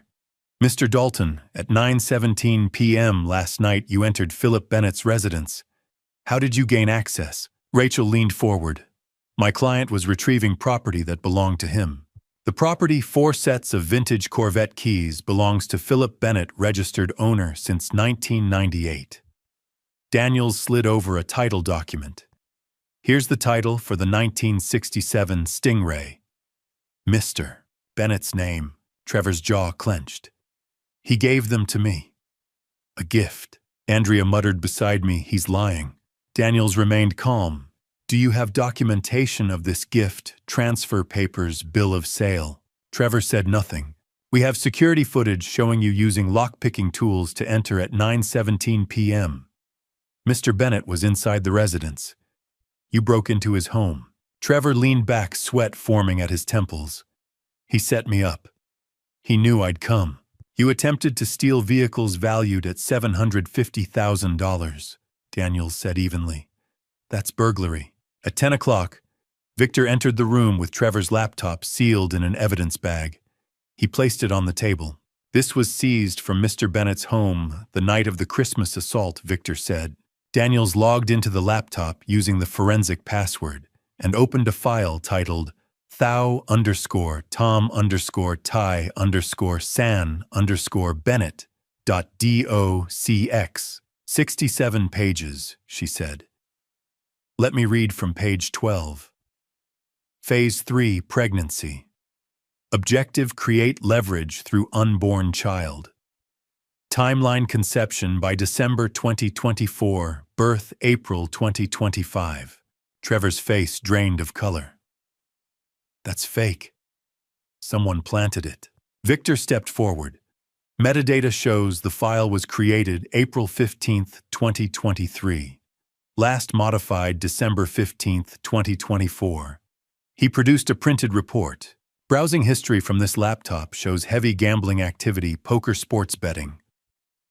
You lost $340,000 in 18 months. Rachel raised her hand. My client's finances are relevant? Andrea interrupted as she entered with another folder. In October 2024, Mr. Dalton filed a fraudulent insurance claim for stolen Rolex watches valued at $480,000. The payout was wired to a Cayman Islands account on November 12th. She placed bank statements in front of him. Your offshore account, Trevor's voice faltered. I needed the money. You committed insurance fraud to cover gambling debts, Daniels said. That's wire fraud. At 11:15, the door opened again. A man in a dark suit stepped in. Agent Thomas Riley, FBI. He nodded at Daniels, then faced Trevor. Your parents, Donald and Kathleen Dalton, are actually Donald Eugene Crawford and Kathleen Marie Crawford. Trevor blinked. What? They're wanted in 6 states for elder fraud and identity theft. Riley placed mugshots and warrants on the table. They've stolen over $2.1 million from elderly victims. Trevor's voice cracked. I didn't know. They were arrested at 6 a.m. at the Highway 7 motel, Riley continued. $89,000 in cash. Fake IDs, a list of targets. He tapped the documents. Your father ran the operation. Your mother handled custody claims and elder abuse lawsuits. You were the infiltration specialist. I just needed somewhere to stay, Trevor said weakly. Daniels flipped to another page of the laptop file. Contingency protocol: if discovered, blame Melissa. She has no knowledge of offshore accounts. Trevor slumped. At 12:05, the door opened again. Melissa entered. Trevor's head snapped up. Melissa, baby, tell them. I'm here to give my statement, she said calmly. She handed Daniels the burner phone. I recorded 7 days of conversations. The first audio clip played.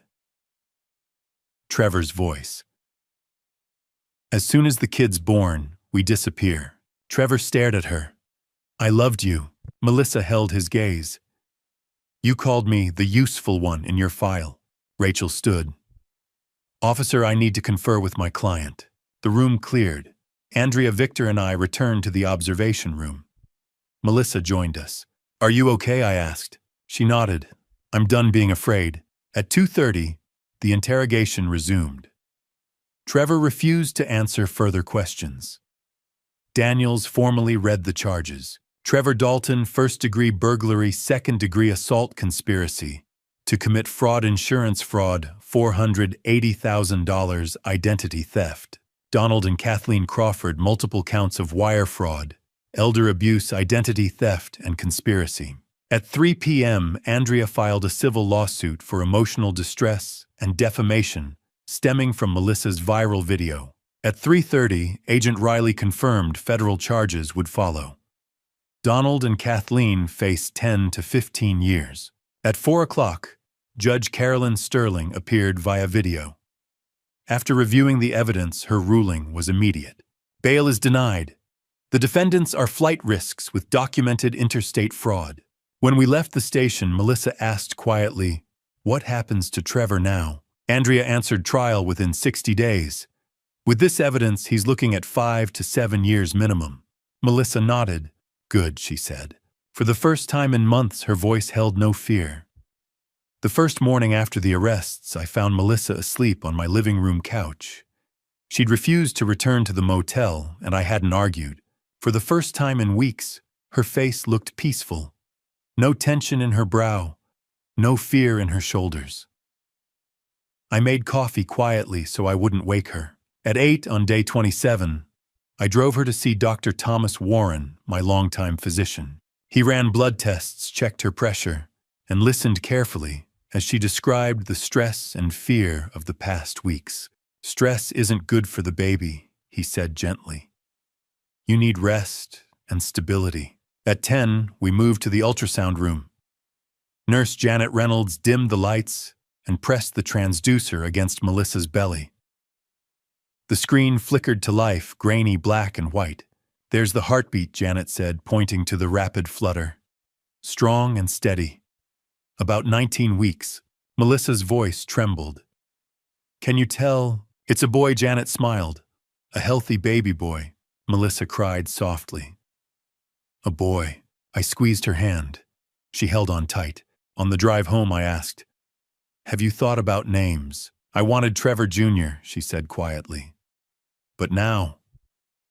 She stared out the window. You have time, I said. On day 28, I rented her a small one-bedroom apartment 15 minutes from my house.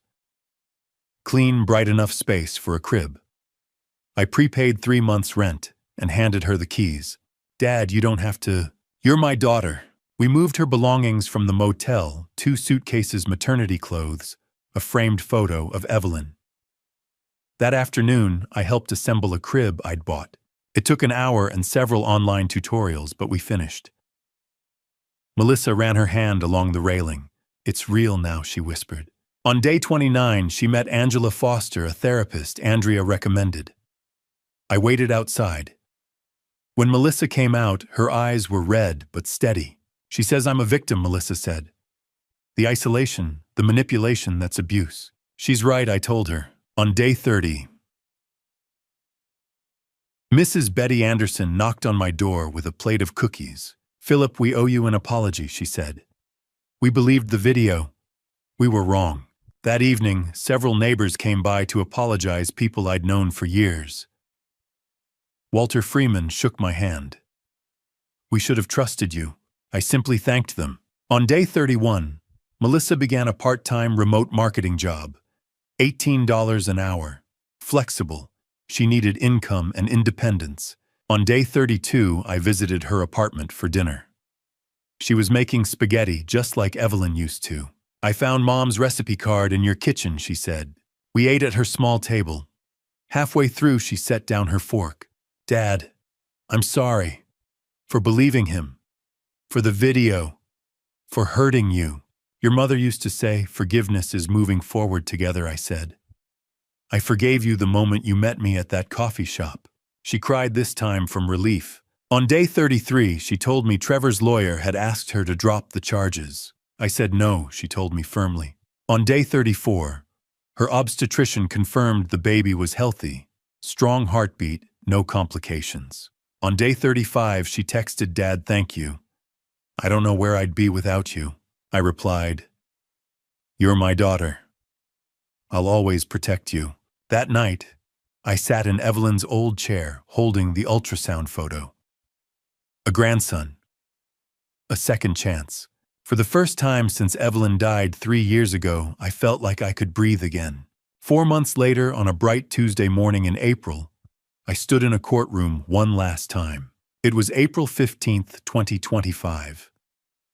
Trevor Dalton sat at the defense table in an orange jumpsuit, his face blank. Judge Carolyn Sterling reviewed the documents, then spoke. Mr. Dalton, you have been convicted of first-degree burglary assault of a pregnant victim, insurance fraud, totaling $480,000, and conspiracy. The court sentences you to 5 years in state prison, 3 years probation, and restitution of $480,000. Trevor said nothing. His lawyer, Rachel Winters, stood briefly. We intend to appeal, Your Honor. Judge Sterling nodded. That is your right. But the evidence is substantial. Prosecutor Catherine Walsh stepped forward. Your Honor, Donald and Kathleen Crawford were sentenced last week in federal court. Donald received 12 years for elder fraud. Kathleen received 10 years. Both were ordered to pay $2.1 million in restitution. The judge turned to Melissa, who sat behind me 8.5 months pregnant. Ms. Bennett, your courage likely saved other families. This court commends you. Melissa nodded, her hand on her belly. Outside, she was quiet. Finally, she said, it's really over. It's over. 3 days later, on April 18th at 4:17 p.m., Melissa's water broke. I drove her to the hospital, my hands steady, my heart racing. At 7:23 that evening, Nurse Janet Reynolds led me into the delivery room. Melissa lay exhausted, but smiling. In her arms was a tiny baby wrapped in blue. Janet placed him in my arms, 7 pounds, 12 ounces, 20 inches long, with Evelyn's gray-blue eyes. Twadad, Melissa whispered. I want to name him Philip Bennett II. My throat tightened. Your mother would have loved that. On April 20th, Melissa and the baby moved into my guest room temporarily. The house filled with diapers, bottles, and soft cries at 3 a.m. It was chaos. It was perfect. On April 25th, I spoke at my support group for survivors of elder fraud. 4 months ago, I thought I'd lost my daughter forever, I said. But I learned you can't protect people by controlling them. You protect them by giving them the truth. My daughter saved herself. I just helped her see clearly. Walter Freeman, a friend from the group, nodded. That's the hardest part, letting them choose. On April 30th, Melissa started online business classes. The baby slept beside her desk. On May 5th, Mrs. Betty Anderson brought a handmade quilt. On the evening of May 10th, I sat on the porch holding Philip II. The sun set over the Cascade Mountains, painting the sky gold and red. Melissa brought coffee and sat beside me. Dad, when I'm stable, I want my own place, to be independent. I think that's a great idea. But I want you in his life. Every day. You're the only grandfather he'll know. I wouldn't miss it for anything. The baby cooed softly. I rocked him gently, remembering Evelyn's words. Family isn't about blood. It's about who shows up. Trevor never showed up, not really. But Melissa did. She fought her way back. And now, holding my grandson, I realized this was what I'd been protecting all along. Not the money. Not the house. Not the cars. This moment. This second chance. This family. The sun dipped below the mountains. I looked at the baby, then at my daughter, and for the first time in 3 years, I felt whole again. And to you listening to this family story, remember this. Trust is earned through actions, not words. For 3 years after Evelyn died, I built walls around my life, around my money, my home, my heart. I thought protection meant control. I thought safety meant isolation. I was wrong. When Trevor walked into my daughter's life, I saw the red flags. But I didn't act soon enough because I was afraid of losing Melissa. And that fear, that hesitation, almost cost us everything. Here's what I learned. You can't save someone who doesn't want to be saved. But you can give them the truth, the evidence, and the choice. That's what real love does. God gave me a second chance when Melissa walked into that coffee shop. He didn't bring her back because I deserved it. He brought her back because she deserved to know the truth. And maybe, just maybe, he wanted me to learn that forgiveness isn't weakness. It's the hardest kind of strength. If you're in a situation like mine, don't make my mistakes. Don't wait. Don't assume your silence will protect anyone. Speak up. Gather evidence. Trust the process. And most importantly, trust that the people you love are stronger than you think they are. Melissa saved herself. I just held the door open. This family story taught me that revenge isn't about punishment. It's about justice. Dad, revenge isn't about anger. It's about protecting the people who can't protect themselves. And when you fight for your family with truth instead of control, that's when you win. Not in court. Not with money. But in moments like the one on my porch, holding my grandson, watching the sunset, knowing we made it through.